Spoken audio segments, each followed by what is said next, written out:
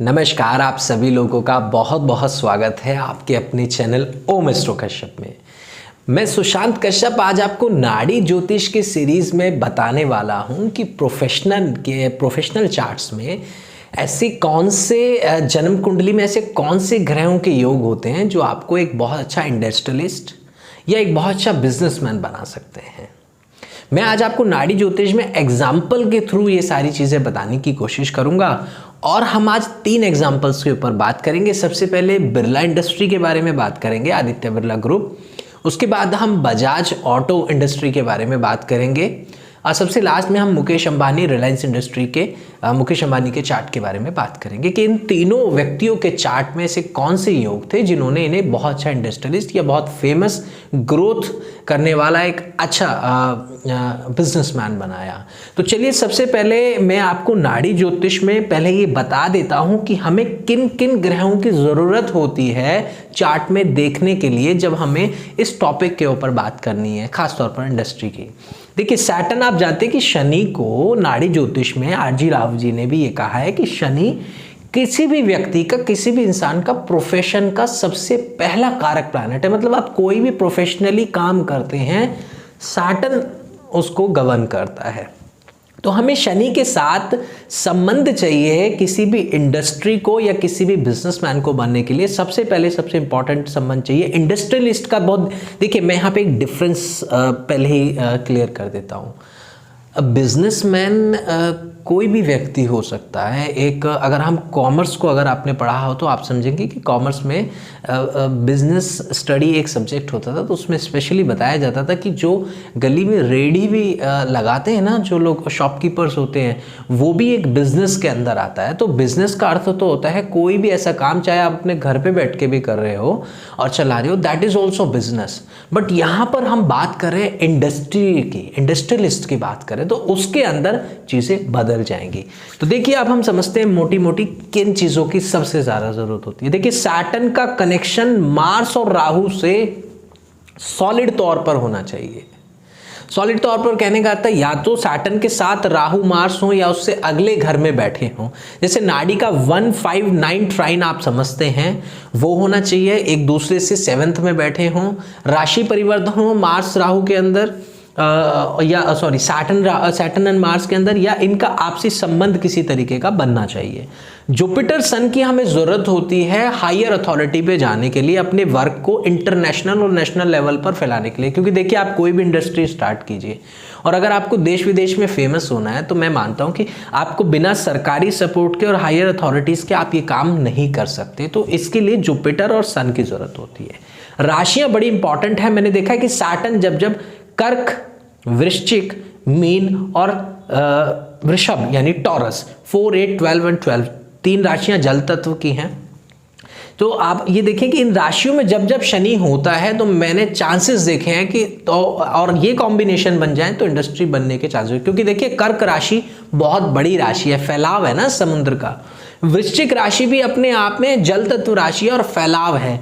Mean राशि भी again समुद्र आता है जिसमें मछली रहती है। तो इंडस्ट्री का मतलब यही है कि बहुत से लोगों की प्यास बुझाना, इसका अर्थ समझिए, क्योंकि इसमें बहुत वर्कर्स काम करते हैं और इतने लोगों के घर की रोटी चलती है सिर्फ और सिर्फ इस इंडस्ट्री की वजह से। तो इसीलिए आप देखिए कि कर्क राशि, क्योंकि दयालु राशि बताई गई है, उसमें पानी मतलब बहुत लोगों का भला हो सके, इसलिए काइंड राशि, जुपिटर एक्सॉल्टेड माना जाता है इसलिए कर्क में। वृश्चिक का भी वही जल तत्व की वजह से इंपॉर्टेंट रोल है, जो तपती उसमें काम करते हैं। और मीन में भी आप देखिए समुद्र है, वो भी बहुत हाईली उस पर है। टॉरस राशि यहाँ मैंने देखी कि सैटर्न जब टॉरस में होता है तो भी मैंने एक अच्छे इंडस्ट्रियलिस्ट देखे हैं। तो चलिए अब हम सबसे पहले बात करते हैं बिरला इंडस्ट्री के बारे में।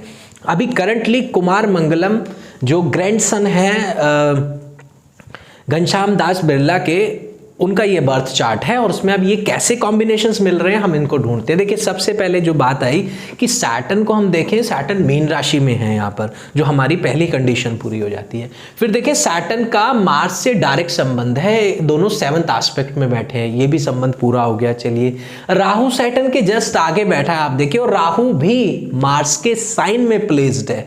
तो ऑटोमेटिकली जो मैंने बातें यहाँ कही वो क्लियरली दिख रही हैं, इसलिए इंडस्ट्री में बहुत फेमस लिख रहे इंडस्ट्रीज बनने का योग यहाँ पर दिख रहा है। अब जुपिटर और सन का सपोर्ट भी आ गया। देखिए सैटर्न के 3rd हाउस में सन आ गया और सैटर्न के 5th हाउस में जुपिटर का सपोर्ट आ गया। और देखिए एक्सॉल्टेड जुपिटर, आप देखिए कि कितनी स्ट्रेंथ जुपिटर की हाईली होगी।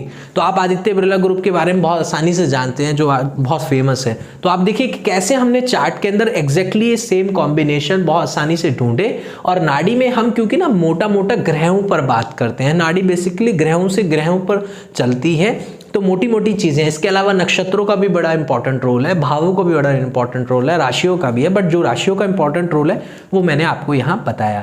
चलिए अब हम एक और हॉरोस्कोप के ऊपर बात करते हैं। जी चलिए अब हम बात करते हैं बजाज इंडस्ट्री के बारे में।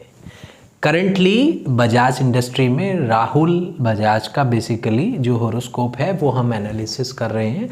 ऑटो इंडस्ट्री की हम बात कर रहे हैं, बजाज की जो बाइक्स हैं और भी जो अप्लाइंसेस बनाती है बजाज।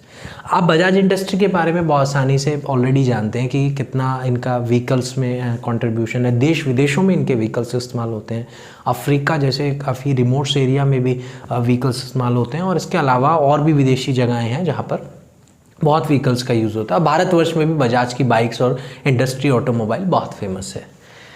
बजाज इंडस्ट्री को स्टार्ट करने वाले जमनालाल बजाज, जिनके बारे में आपको पता ही होगा, वो थे, और उसके बाद में अब राहुल बजाज के हाथ में कमान है। चलिए हम, क्योंकि रूल्स मैंने आपको पहले ही बताए हैं, हम फिर से अब क्रॉस चेक करते हैं इस चार्ट के अंदर वो कैसे दिखता है। अगेन हमें देखें कि जो सैटर्न आपको देखिए फिर से ना मीन राशि में मिला है, जैसे मैं मीन राशि के बारे में बता रहा था। अब आप देखें कि सैटर्न का राहु से कैसे कनेक्शन आ रहा है। सैटर्न का राहु से ट्राइनल कनेक्शन आ गया, ठीक है जी। उसके बाद में अब आप देखें कि राहु मार्स के साइन में बैठा है, जैसे पहले वाले चार्ट में भी हमने बिरला के चार्ट में देखा था कि वहां पर राहु मेष में बैठा था। सो अब सैटर्न राहु का कनेक्शन हो गया। अब आप ये और देखिए नाड़ी में 2-12 का कनेक्शन होता है, जुपिटर सैटर्न के पीछे बैठा है। अब आप देखें सैटर्न और जुपिटर में राशि परिवर्तन है, जो मैंने कहा था कि राशि परिवर्तन बहुत जबरदस्त रिजल्ट देता है, ये एक टाइम के बाद इंसान को एकदम इम्प्रूव करता है। तो आप देखें कि सैटर्न और जुपिटर का जो ये राशि परिवर्तन है, ये एक तो 30 साल के अंदर एक्टिवेट हो जाता है, एक पूरे 30 वर्ष, व्यक्ति के 30 वर्ष की जिंदगी में एक्टिवेट हो जाता है जल्दी से। उसके बाद फिर जब वो 60 वर्ष का होता है तो इसका एक्टिवेशन और हो जाता है। तो अब आप देखिए कि यहाँ पर सैटर्न का जुपिटर से भी संबंध आ गया, और फिर मैंने कहा था ना कि सन की भी जरूरत है आपको, गवर्नमेंट की भी जरूरत है। तो आप देखें कि सैटर्न के 3rd हाउस में सन का प्लेसमेंट है। अगेन जो प्लैनेट्स के कनेक्शन हम मांग रहे थे वो आ गया, और साइन जो हमें सैटर्न के लिए इंपॉर्टेंटली चाहिए थे वो भी यहाँ दिख रहे हैं। अब आप यहाँ कहेंगे कि मार्स से कैसे संबंध आया है सैटर्न का। तो आप देखिए जब सैटर्न और जुपिटर का राशि परिवर्तन होता है तो हमारी नाड़ी में राशि परिवर्तन जैसे होता है तो फिर हम एस्पेक्ट्स भी लेते हैं। तो आप देखिए जैसे ही सैटर्न इधर आएगा तो मार्स से उसका ट्राइनल एस्पेक्ट का संबंध आ जाएगा, बल्कि वीनस से भी आ जाएगा, बहुत से कनेक्शन बनेंगे।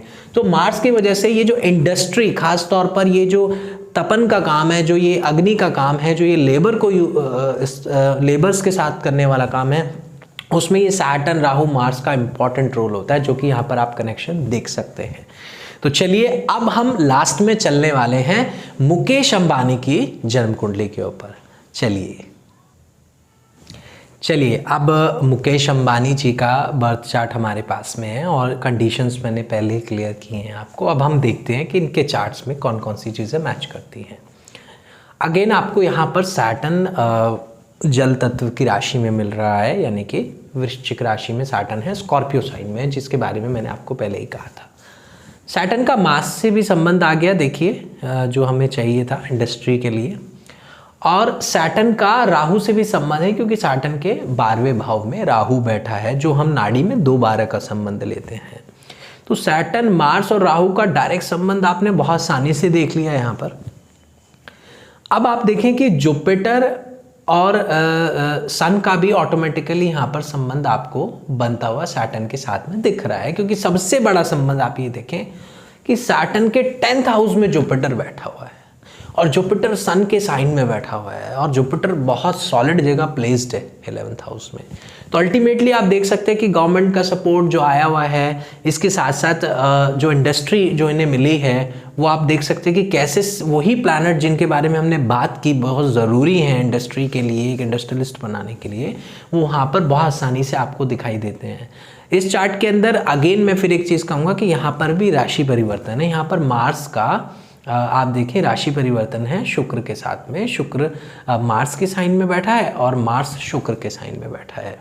तो ये काम अब ये क्या होता है कि जब 30 साल का व्यक्ति होता है उसकी लाइफ में बड़ा चेंज आता है। तो आप देखिए जब मुकेश अंबानी 30 वर्ष के थे तो आप देखिए बड़ा चेंज आया होगा, इंडस्ट्री में बड़ा चेंज की होगी और वहाँ से एकदम ग्रोथ पकड़ा होगा। क्योंकि जब भी राशि परिवर्तन होता है और अगर अच्छे ग्रहों का राशि परिवर्तन होता है निश्चित तौर पर बहुत बढ़िया फल देखने को मिलता है इंडस्ट्री के अंदर, चेंजेस के अंदर, इंसान के अंदर। तो वो यहाँ पर आपको बहुत क्लैरिटी से दिख रहा है। अब बात यह है कि देखिए बहुत से लोग कहते हैं कि मुकेश अंबानी का चार्ट वृश्चिक लगन का है और बहुत से लोग तुला लगन का कहते हैं, लेकिन मैंने जितने भी मैंने आपको चार्ट्स दिखाए हैं उन सबका डाटा जो है मैंने एक बहुत फेमस, बहुत अच्छे हमारे एस्ट्रोलॉजी के लेखक हुए हैं लेट कर्नल जी, उनकी मैंने हॉरोस्कोप की एक बुक है उसमें से मैंने सारे डाटा लिया है। उसमें सारे डाटाज अवेलेबल हैं विद एग्जांपल्स के साथ, with date of birth, timing के साथ, एकदम क्लैरिटी से सब चीज़ अवेलेबल है। सो वहाँ से बेसिकली मैंने डाटा कलेक्ट किया है। सो आज बेसिकली इतना ही वीडियो के अंदर जहाँ मैंने आपको ये इंडस्ट्री के बारे में क्लियर किया है। बहुत बहुत धन्यवाद, नमस्कार।